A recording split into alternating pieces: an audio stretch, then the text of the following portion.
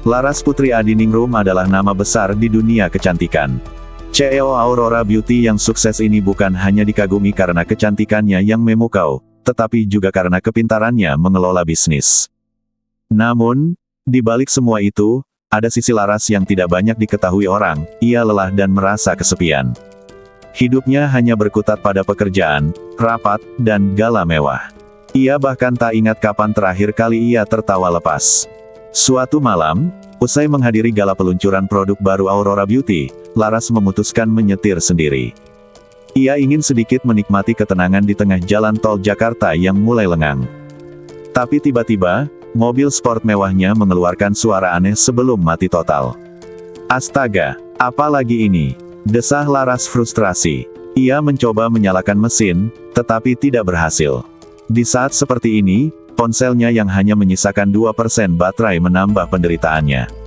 Ia menggerutu pelan, CEO sukses, tapi kalah sama mobil mogok. Saat Laras sedang panik, sebuah truk tua berhenti di belakang mobilnya. Dari dalamnya turun seorang pria berkaos oblong belel dan jeans usang, wajahnya sedikit kusam karena noda oli. Namun, senyumnya hangat dan terlihat tulus. "Permisi, Mbak, ada masalah sama mobilnya?" tanyanya sopan. Laras menatap pria itu skeptis. "Ya, mobil saya mogok. Saya sudah coba nyalakan, tapi tidak bisa." Pria itu tersenyum. "Boleh saya lihat? Nama saya Radit, kebetulan montir." Laras ragu sejenak. Tapi, mengingat situasi gentingnya, ia mengangguk. "Baiklah, silakan. Tapi kalau rusak parah, saya bayar kamu." Radit terkekeh kecil. "Santai aja, Mbak. Layanan malam gratis, kok." Radit membuka kap mesin mobil dan mulai bekerja. Sementara itu, Laras duduk di dalam mobil, mengamati pria itu dari kaca depan. Cara Radit bekerja terlihat penuh konsentrasi dan, entah kenapa, ada sesuatu yang menenangkan tentang dirinya. "Jadi, Mbak ini siapa? Artis? Atau model?" Radit bertanya tanpa menoleh, masih sibuk dengan mesin. Laras tersenyum kecil. "Bukan, saya CEO perusahaan kosmetik." Radit menoleh sebentar dengan ekspresi terkejut. "Wah, CEO. Hebat banget. Pantas mobilnya mahal begini. Tapi ya, mobil mahal juga bisa ngambek kalau nggak dirawat." Laras tertawa tipis. Ia jarang bertemu orang yang berani berbicara padanya dengan santai seperti ini. Biasanya, orang-orang terlalu sibuk menjilat atau merasa terintimidasi. Setelah beberapa saat, Radit menutup kap mesin dan mengelap tangannya. "Harusnya sudah bisa jalan. Tapi kalau masih bermasalah, bawa aja ke bengkel saya." Ia menyerahkan kartu namanya. "Gratis buat pelanggan spesial." Laras tersenyum dan menerima kartu itu. "Terima kasih, Radit. Kalau ada masalah lagi, saya akan cari kamu." Saat Laras melanjutkan perjalanan, ia baru menyadari ada sebuah tas kecil tertinggal di jok belakang mobilnya. Itu pasti milik Radit. Penasaran, ia membukanya. Di dalamnya ada dompet berisi kartu identitas dan sedikit uang, serta 2 buku catatan. Yang satu tampak penuh coretan teknis, sepertinya tentang perbaikan mobil. Tapi yang menarik perhatian Laras adalah buku kedua. Judul di sampulnya hanya satu kata, "Alamku." Dengan rasa ingin tahu, Laras membukanya.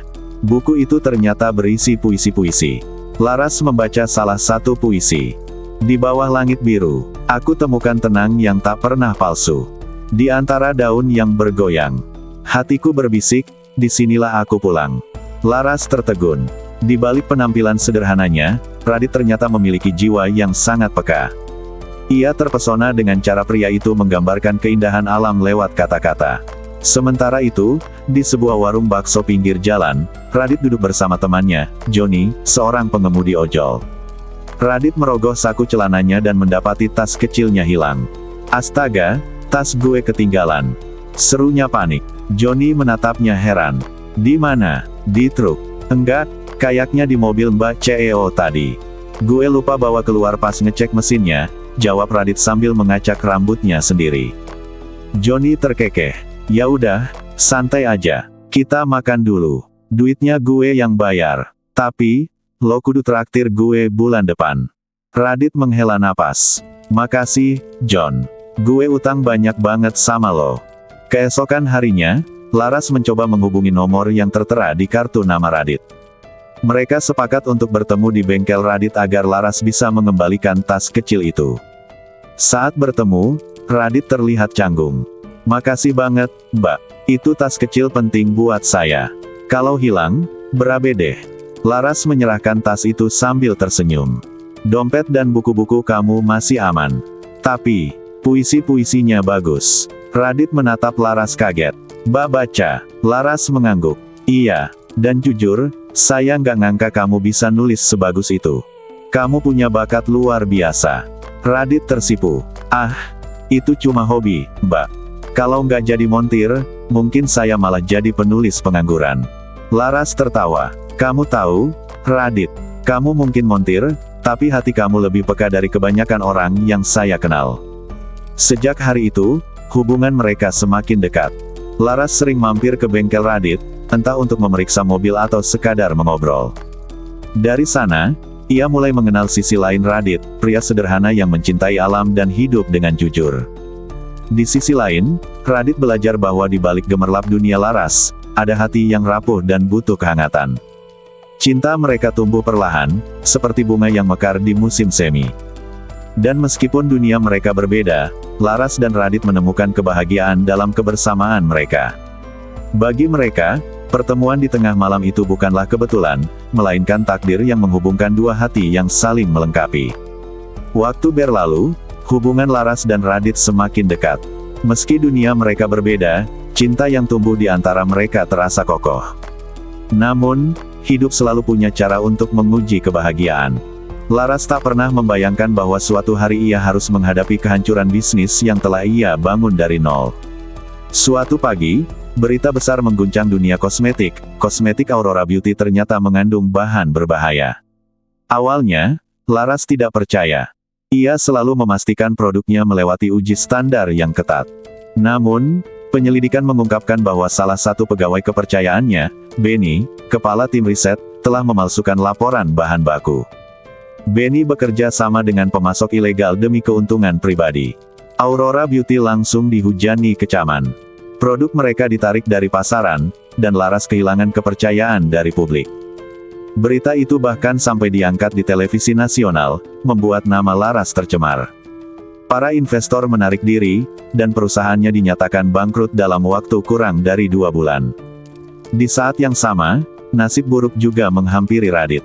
Saat sedang mengetes mobil pelanggan yang baru saja ia perbaiki, rem mobil mendadak blong dan ia menyerempet kendaraan lain di persimpangan. Tidak ada korban jiwa, tapi kerusakan kendaraan tersebut cukup parah. Pemilik mobil yang dirugikan menuntut ganti rugi yang besar, memaksa Radit menjual bengkel kecilnya. Hidup Laras dan Radit kini berubah total.